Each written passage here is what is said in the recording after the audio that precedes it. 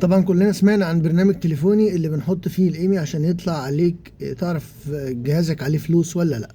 طبعا كلنا نزلنا التطبيق ده. التطبيق دوت بيفيد اصحاب محلات التليفونات لسبب واحد بس: لما يجي يشتري حد يجي يبيع له تليفون يوزد، يقدر من خلاله يعرف التليفون ده عليه مديونية ولا لا.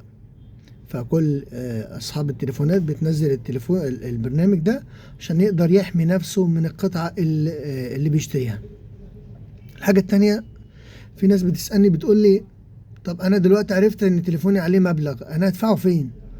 حضرتك استنى، ما تعملش اي حاجة خالص. انت بتجيلك رسائل على تليفونك ان المفروض انك تدفع في الحتة الفلانية. يعني ما تستعجلش، مش كلنا خلاص بقى نجري يلا ندفع يلا ندفع. فلا، ما تعملش حاجة خالص. تجيلك رسائل على تليفونك من شركة المحمول لو عليك مديونية فعلية، يعني تمام ومتأكد منها، انت ما تعملش حاجة، انت هتجيلك كده كده رسالة.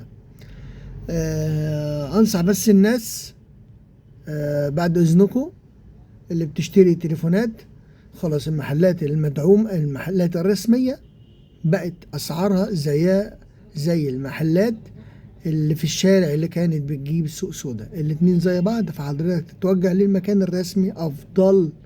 بلاش تجيب دلوقتي من محلات السوق السودا او المحلات اللي هي بتبيع ارخص من المكان الموثوق منه او المكان المعتمد. حضرتك بتجيب مثلا تليفون ايفون، تروح مكان معتمد زي تريد لاين في سيتي ستارز مثلا. لكن هتروح محل تاني، يبقى حضرتك هيبقى ماشي بقى برنامج تليفوني عشان تعمل سيرش على الجهاز ده عليه فلوس ولا لا.